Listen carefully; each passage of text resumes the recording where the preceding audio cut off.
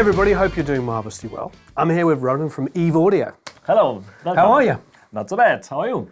Fantastic. Wonderful. We're here in beautiful Berlin, and we've been here about a week and a half now. And Yes. of course, we went to see you at Super Booth about 4 days ago now, Yes. which was wonderful. And we decided to come and see where you design and build your speakers. Yes. Thank you very much. And your idea, which I love, this is completely Roland's idea, not mine, is to start and work backwards. So we're going to go first of all to the warehouse where you test them, the final testing before they ship, Yes. and then go all the way backwards Yes. Yes. and sort of end up back here where you're sort of designing them. So in between you will see our production hall, as you mentioned already, and then also we go to our acoustic lab. So with a huge anechoic chamber, with a huge echo chamber, I explain something, and then in the end we will end here, and I explain how the development process start. Wonderful. Let's get started. Okay. Thank you.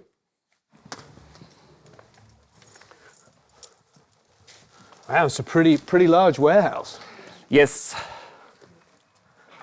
Hello. So at the moment, not so packed because some employees have holiday at the moment. And yeah, we have here our production hall, and what you can see, a lot of stock is here. Right. And some gear from the Super Booth we joined recently, and it needs to be unpacked, of course. And yeah, and what we do here is, beside packaging and delivery the goods to our customers, we test every unit. And you see here our test station. And perhaps when you can just measure one speaker. Let's see. Yes. Hello. Hello. I'm Warren. Sven. Hi. Sven, nice to meet you. Nice to meet you.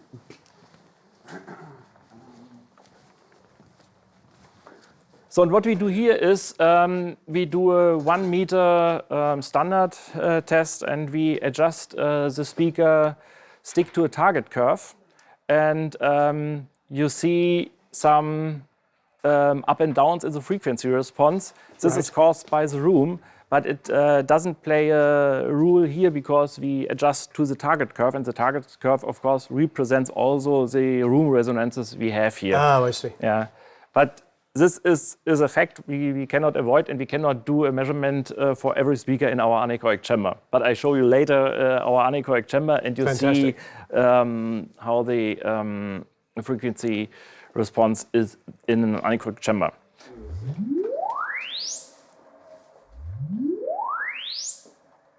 So you hear the sweep, and then this unit, for example, this has some problems here in this area, and this guy will control what is the reason and adjust the speaker or so. But of course, with this difference, the speaker would not be sent to customer. But we are very focused on the very close frequency response to the target curve.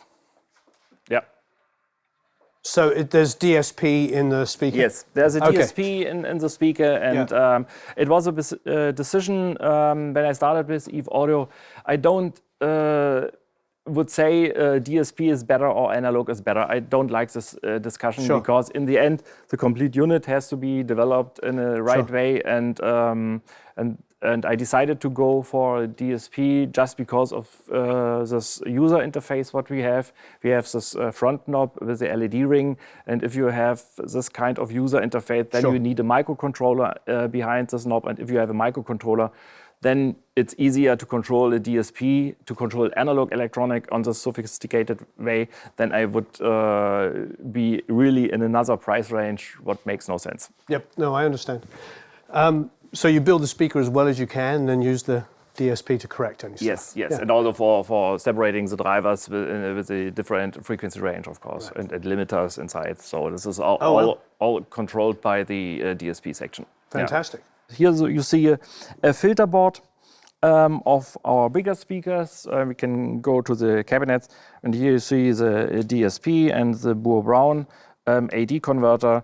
And this is only a filter board with an input, XLR input, RCA input, and you can see it is quite a lot on this board, and then we also we need another board for power supply and amp section. And in the end, for the bigger speakers, we have here a quite large amplifier module. This is here for an SC48, and you see it's a 4-channel speaker system with 4 amps from 4 amp modules from Hypex and 2 power supplies and a filter board. Marvelous. And are you designing all of this here? Yeah. Yeah, Fantastic. It is our own design, and also this assembling is here for these speakers, and testing, and we do also a very long test. So we have these amps running for at least 24 hours and an on-off procedure, 3 minutes on, 1 minute off. Great. To catch some problems which can occur after long use, and then we can believe that is stable, and then we put it in the speaker, and then we do another test, of course, the adjustment to the reference curve what we have, and then also an ongoing test again for 24 hours. And then Great. we can be sure that the quality is given and the products are stable. Wonderful. Yes, we have some cabinets in production. This is the 408, and this is it's MDF material. What we use is a standard material, and here you see another one. It's a 3010.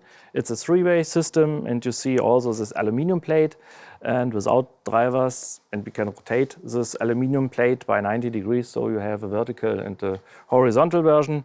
For some customers, it is interesting. Yes, I have a console, so I probably... Yeah. And this is massive aluminium. I can show you an aluminium plate.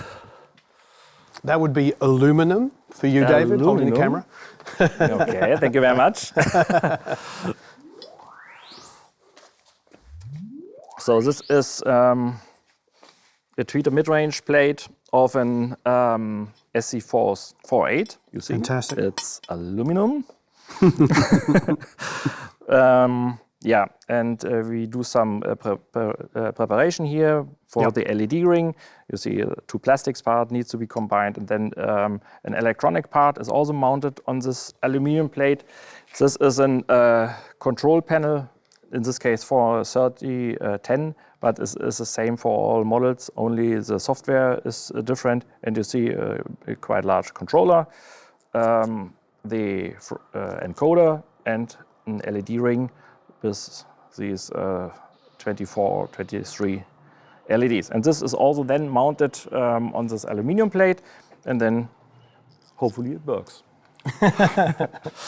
Well, you test it to make sure it does. Yes, of course. We will not have surprises for that. And we also check the LED brightness, whether all LEDs has the same brightness. Sometimes you can get some surprises with that, and of course, customers should not be have these kind of variation in the light color. Absolutely. Or whatever. Yeah. Interesting is how we develop these speakers. And now we can go to our Anechoic Chamber. Right. And I can also show you, for example, if we put a speaker on a table, what kind of effects this has to the frequency response. Yeah, this is very nice. That's very cool. Let's go to that. So this is, of course, not yet the Anechoic Chamber. This is a room in front of the Anechoic Chamber. And you see already a big door here, and you can slide this big door to open or to close the Anechoic Chamber. And let's have a first look in our Anechoic Chamber. How old is this? This is also from 54, 56, 55. Oh, wow. Yes. Oh, this is crazy. Yes. Oh. Don't look down, Eric. You'll get quite freaked out. This is our Anechoic Chamber. It's a quite large one, as you can see, and of course we are very happy to have this room. And I remember from when I was younger, that we have this room. So it's a very dead room. It's crazy. This room has 1.4 meter thickness in damping material around on all sides, on top as well, and 3 meters down as also. And we are in the middle of this room walking on a metal grid. And this is needed because we want to be far away from any walls. And what you have here is no reflections. It is also called free field condition. So that means you are outside in 100 meter height without any walls around, and then it makes these special room effect. It's going to be very interesting to hear what this sounds like through the mics. I'm sure we'll end up compressing it and whatever, but what I was trying to say is like, obviously it's not going to work from mono mics, is that in the chamber, everything is incredibly directional. Like you do this, like you hear that exactly behind you. Try it. I know you're holding the camera, click behind you. Isn't that really weird that you hear it exactly where it is? You're so used to hearing sound reverberating, that... And we have still this door open. Yeah. And when you clap your hands... Oh, yeah. Then you can hear the reflections from the room. And when we close this door, then it's really dead. I will do that. Yeah. From the inner side, I'm polite. It's fantastic. Yeah, and this room is not really enjoyable for a long time because your brain needs to hear something, and then it is shifting the gain. Right. So and then blood flow is starting to be audible, or heartbeat is starting to be audible. Tinnitus, what you have, as well. And so for a longer time, 1 hour is not really good. Or to relax if you have a headache. Want to be in here for an hour. Not a good idea. No. Some people feel a little bit dizzy in this room. Other people feel a pressure on their ears. And I feel yes, and it is not a pressure, it's the opposite. So the diaphragms in the ears, they have nothing to do. So they are hanging lazy around. And our brain is not familiar with that and is detecting this as pressure. So it's I'm sort of perversely enjoying it because it's like I spend my life sitting in front of speakers or with headphones on, and now I can hear everything as it is. I'm enjoying it. Yeah, it is. But obviously silence would be freaky. But the fact that we're having conversation and I can hear exactly where you're at. And this is also interesting to make a test with, for example, 5 loudspeakers and a microphone, and then to detect, to measure what is the orientation or the location between these different sources. Also interesting is, it's just a side effect here, we have a tube going to the basement, and in this tube there is a volume, it's 24 centimeter deep. And if I clap my hands, then you can hear the port noise or the resonance frequency. And if you imagine you have all these metal speaker stands, of course they are like a bell. Even here such massive tube is like a bell, and we put some damping material inside so that it is not affecting the measurement. Wow. Yeah, and here is our measurement. And this is a Microtech Gefell? This is a Microtech Gefell. It can measure up to 40 kilohertz. And to measurement microphones, or there are special requests to measurement microphones, they have to have a very low noise level. I can imagine. Otherwise you cannot measure distortion of speakers. And even if they have to measure to high frequencies, the diaphragm has to be very small. And to have a very small diaphragm, then it's much more difficult to have low noise level. So this is the reason why these measurement microphones are so expensive in the end. So, yeah, and here we have a 2.8 on our turntable, and it's a special construction we made so we can control it from our office in front of the Anechoic Chamber, and we can vary the position of the speaker related to the axis.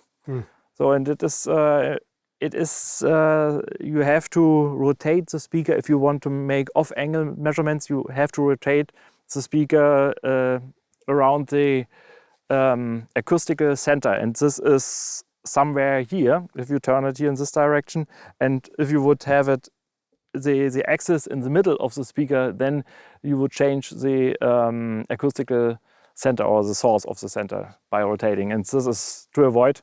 And yeah, this construction needs to be heavy because we also have a larger speaker, and I can show you a measurement. Yeah, I'd love to hear how that works.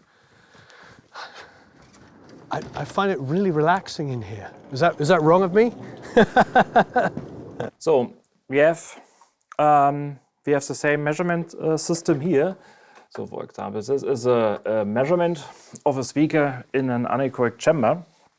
You know what's interesting? So I was talking to I won't throw them under a bus, but I was talking to another speaker manufacturer, and they were having them tested in America, but they were tested. They were using the same people that do PAs, so they were listening at like over 100 dB, and I was like, I'm not mixing it over 100 dB. No.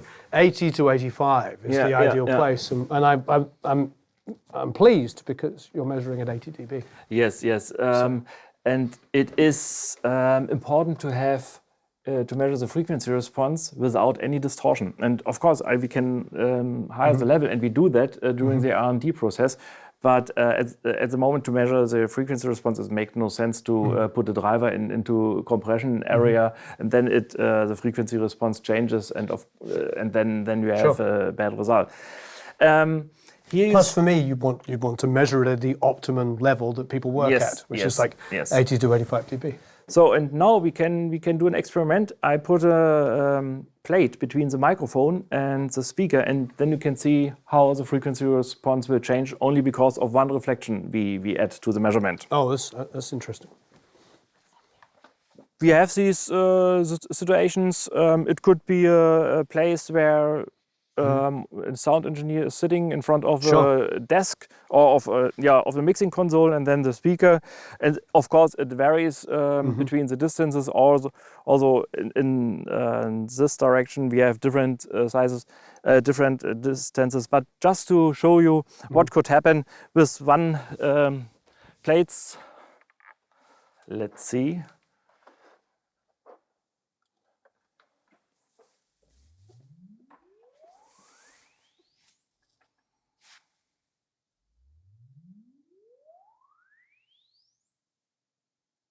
Wow! So, and at the moment, such a huge difference. And at the moment it is smoothed. Then you see all these comb filter effects, and here a notch effect, a boost, and so on. This is only caused by the reflections of. What is it? Is that wood that's painted? It's an MDF plate. MDF plate, right? So a piece of MDF. Yeah. Wow. So, and here at 400 Hertz you have a first cancellation. So at 400 Hertz you have an 180 degree shift, so that you have a cancellation. Here you have an addition, so it's on top. And overall, averaged, you see here in this area a small, but you see here a wide increase if you average this. And this is a problem if you put a speaker on a meter bridge and you are sitting in front of a desk, then you have sometimes a low-mid increase. And that means that for voices, for example, if you try to check a voice recording, then the lower mids are a little bit more present. And then you have to be careful with adjusting this, because the reflection of the mixing console is doing a lot of stress there. Wow. I mean, the difference here in the low mids is enormous. So this is only one reflection. We can also make a measurement here in this room, and then you see the disaster, what is the room causing. Right. We can do that. Let's do it. So typical, we measure in the height between tweeter and woofer. Okay.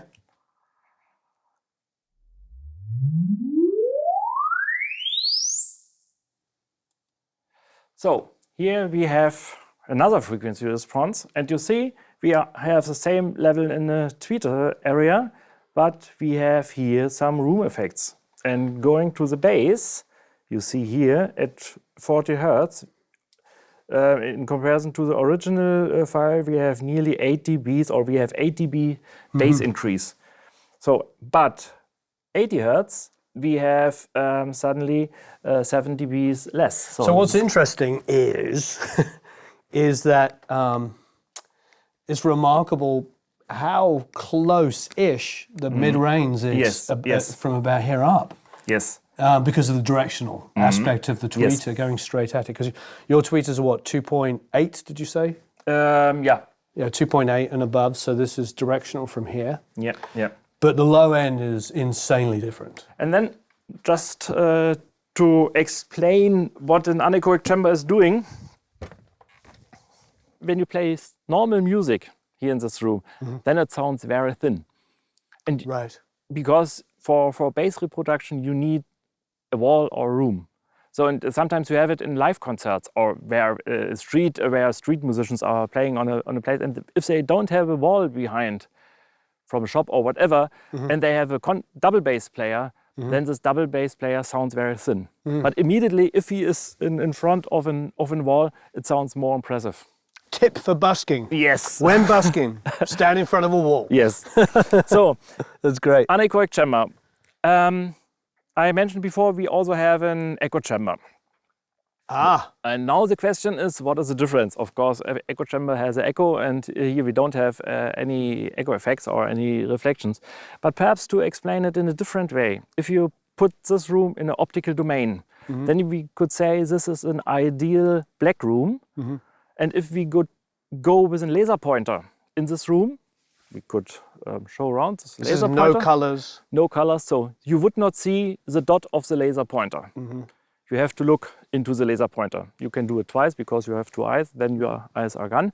But this is an effect you can only get an idea about the sound where the sensor is. And here in the acoustic domain, our microphone is a sensor, and I only get an idea in the microphone position what the speaker is doing. And I can get more information with turning the speaker to all sides. And then if I have 100 measurement, then I can add these in a special way. And then I get also another frequency response which could show us the total behavior in all dimensions. But we have also an echo chamber, and we can go to the echo chamber now. Let's check out the echo chamber, yeah.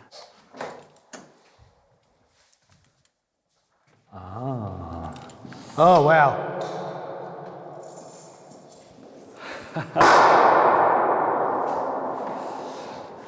I know we've only got our little clip-on mics on, but...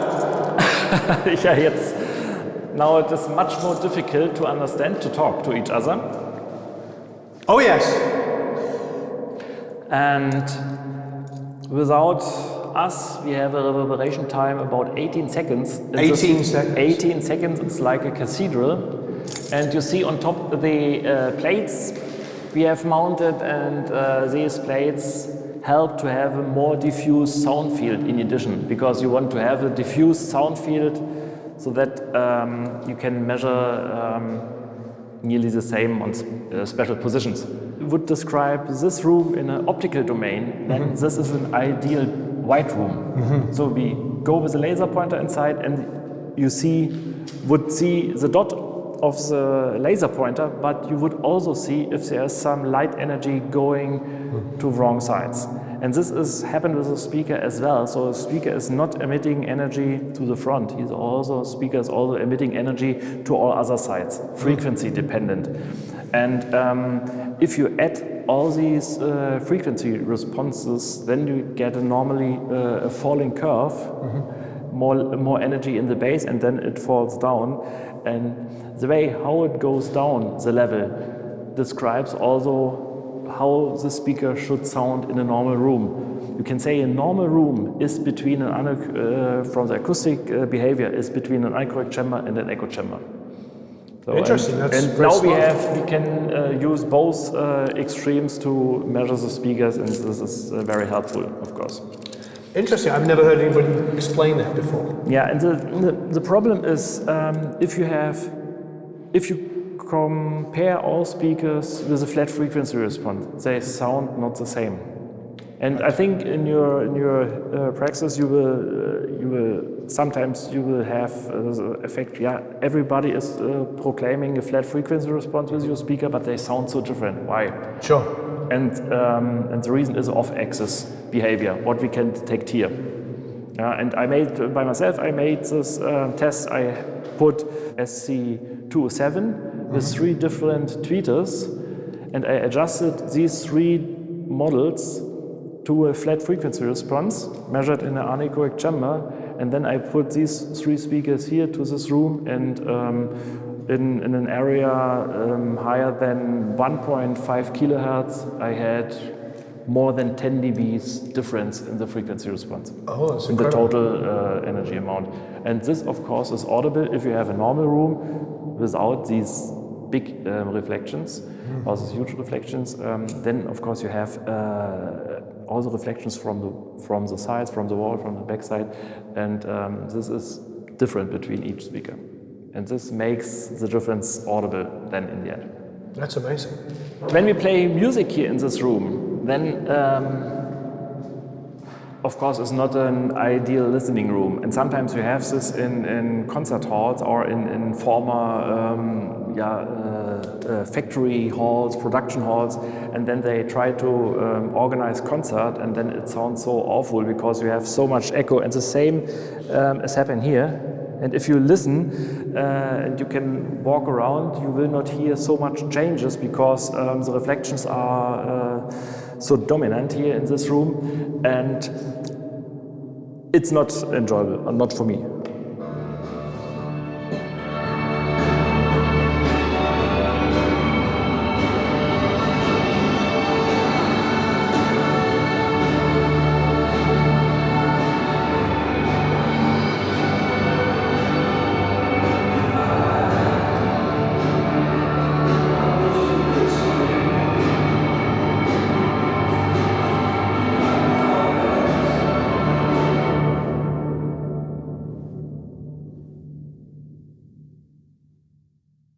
Oh, that's amazing. I want every song I do to finish like that. Yes. So this kind of music with a lot of rhythm or drums, it's not really enjoyable. But we have very old composers, and they compose these madrigal pieces for big churches. These pieces are working, or they sound amazing here in this room.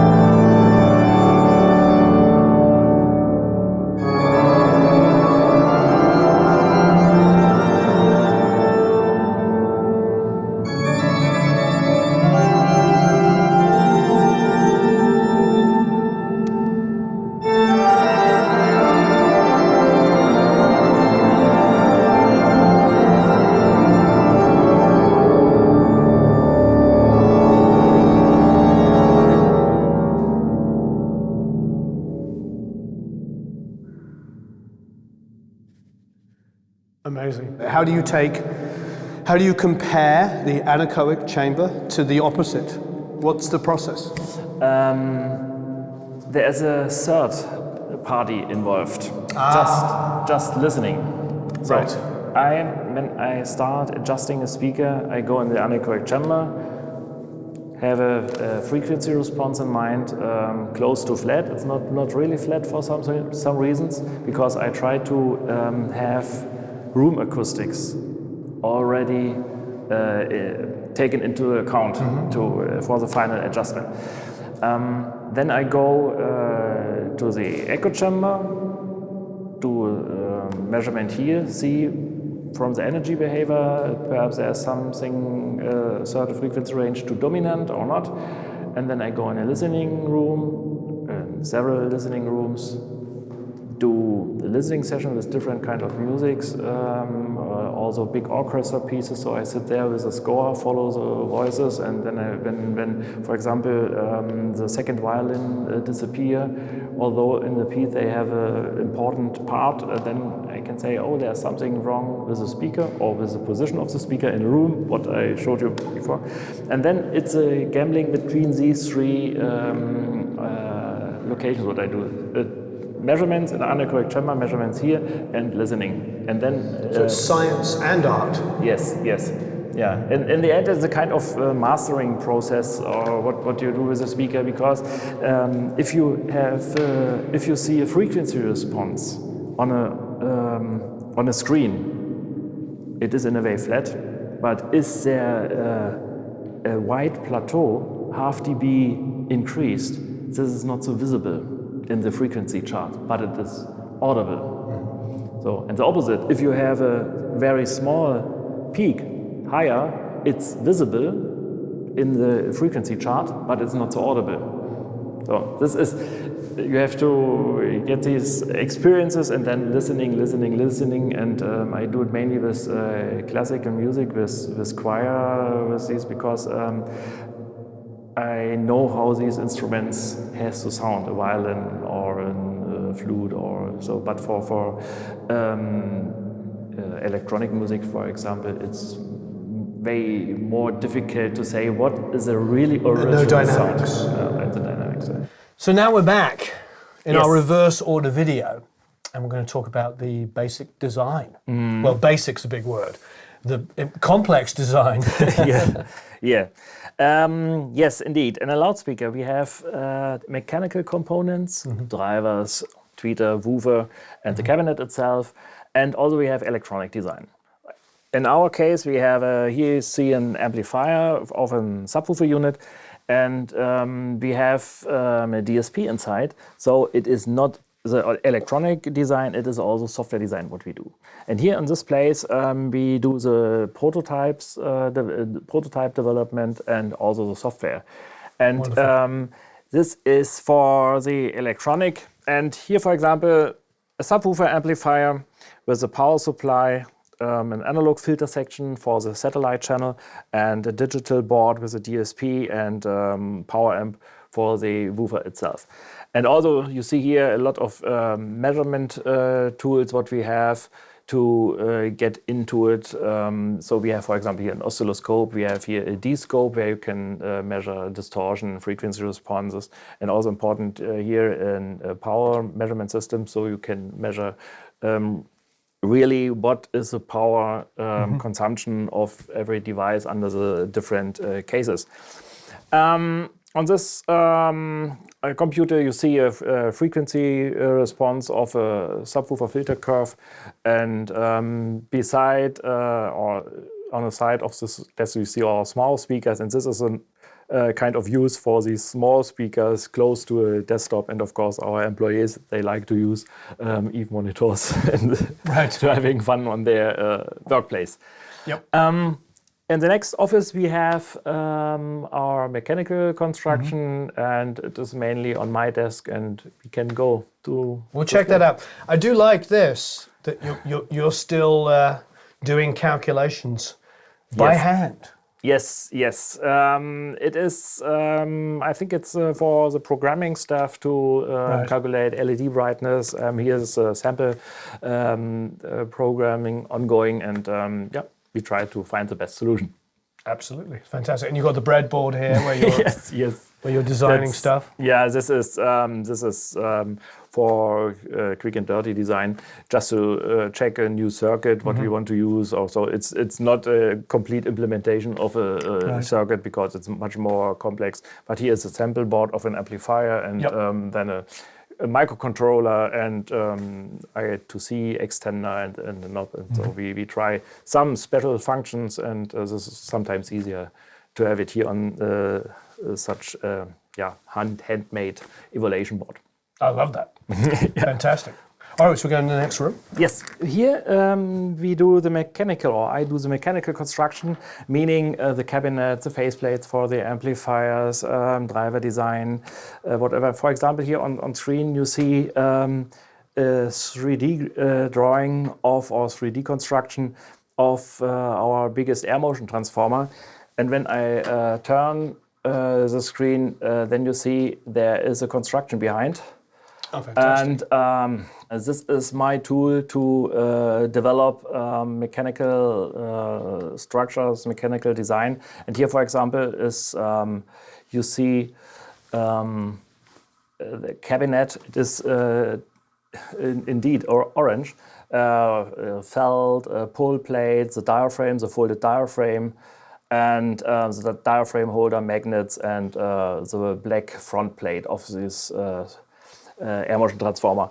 I do the design indeed here, and then after designing of this unit, let me go to normal view. Then we have here this faceplate.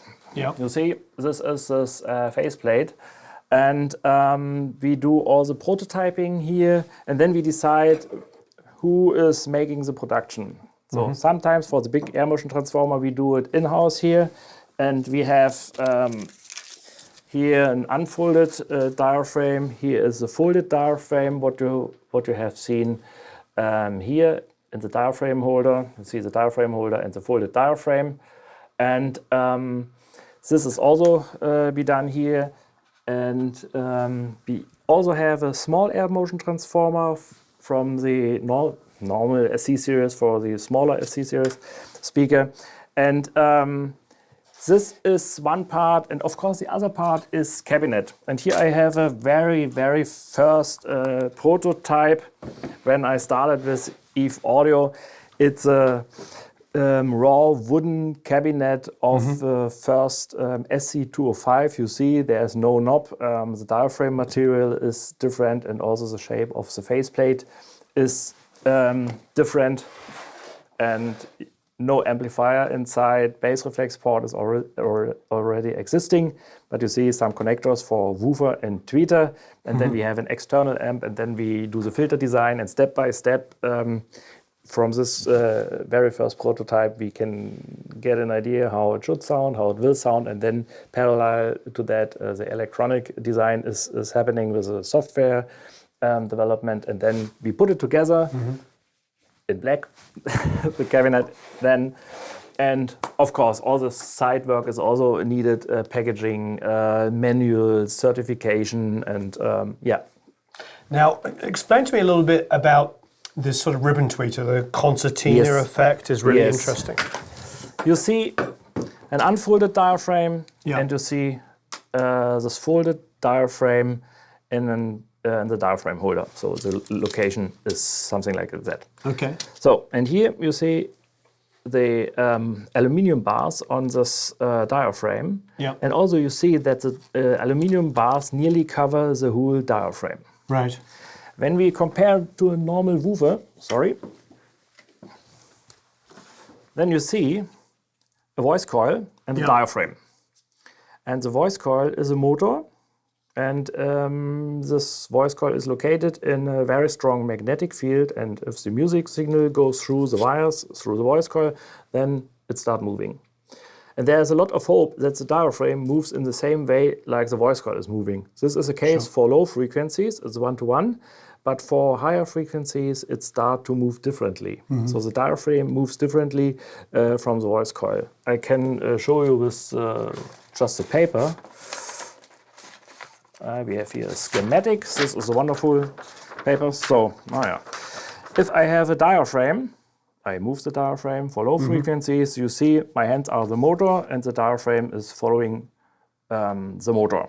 For higher frequency, you see that the diaphragm, this paper in this, for example. So they're sort of going to compete against each other. Yes. So it is moving differently, and if depending from the stiffness of the material, you see we have different behavior of the diaphragm, and this is a problem for woofers, and because of this, woofers cannot emit high frequencies. It's very difficult, and also for directivity reasons, they are not able to do that. Way out is a tweeter, smaller diaphragm, and but also a normal dome driver has a voice coil and a coupled diaphragm to this voice coil, and the voice coil should drive the diaphragm, but also for higher frequencies, the voice coil is moving differently to the diaphragm. Right. And there are a lot of tricks to make this connection or this coupling between the diaphragm and the voice coil very strong, very proper, but it is not easy. For example, to make such diaphragm more stable, you can make this diaphragm more stiff. Yep. But a stiff diaphragm is like a bell. So if you have a metal plate, Yep. yeah, it sounds like a bell when you knock it. And to avoid that, you can put some rubber material on the metal plate. Then it's not a bell anymore. But unfortunately, it is more heavy. Right. So if you have a more heavy diaphragm, then you need more current in the voice coil, more amplification, more danger for overheating, and so on. So we have to balance all these effects. Back to the air motion transformer. Air motion transformer, you see, the motor is a diaphragm because aluminum bars nearly cover the complete diaphragm. If we would use this diaphragm as an air motion or as a tweeter, then you would have this movement. Yeah. Of course, not with this aluminum bars on that. But if the diaphragm size would be such large, then you would have a lot of directivity problems to higher frequencies. You have an acoustical effect or you have a wavelength effect. If you have a woofer, this woofer is, from the behavior of the directivity, is omnidirectional. If you put a stone into water, then you see circular waves running from the stone.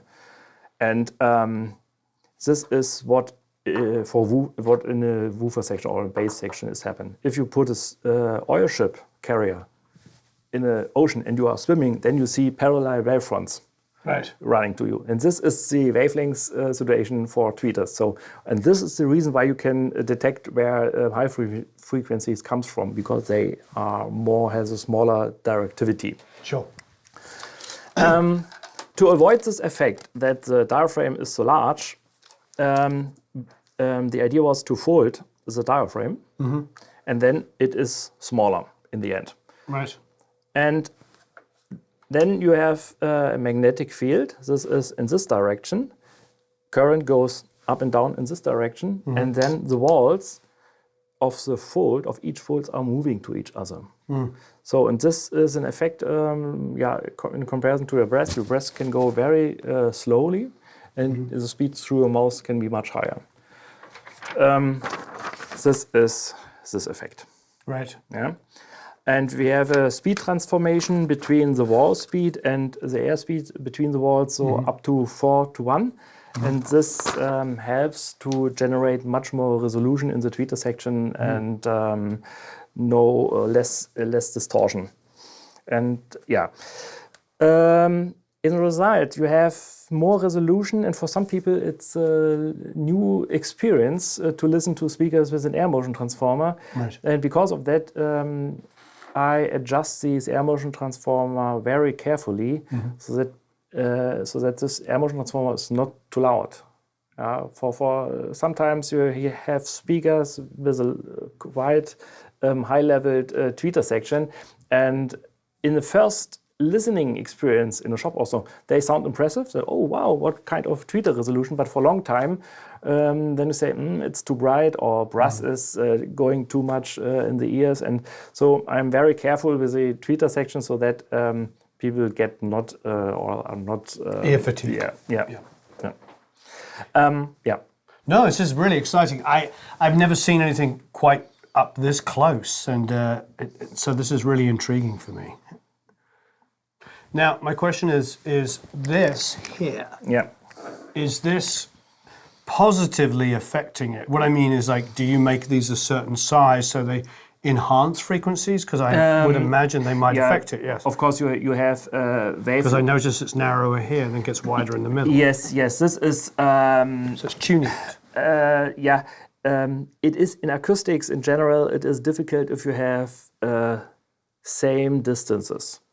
For example, if you have a room 2 meter high, 2 meter wide, and you put a speaker in the middle in 1 meter height, then you have a standing lot of waves. 1 meter conditions, and this destroys a flat frequency response. And my idea was to have here not equal distances because of the language, the wavelength area. What we have here is close to the is in the high frequency range, so we have to be careful with these distances already.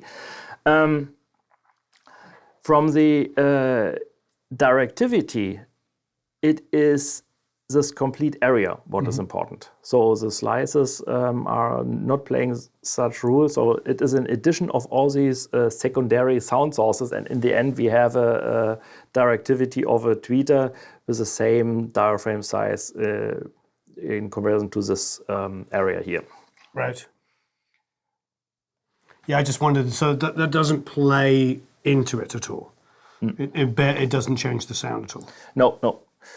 Of course, let's say this in this way. It is very important because this faceplate delivers a very strong magnetic field to the air motion transformer, to the diaphragm. Yeah. So and you have on the other side you have also a metal plate. It's also a pole plate, magnets in between, and then you have a very strong magnetic field. And so to say, this is a disadvantage of this kind of tweeter because you need a very strong magnetic field where also the sound has to come through. So you need these slices. In a normal dome driver design or here in a woofer design, you have a motor structure behind the diaphragm, and the diaphragm is not covered by any metal plate.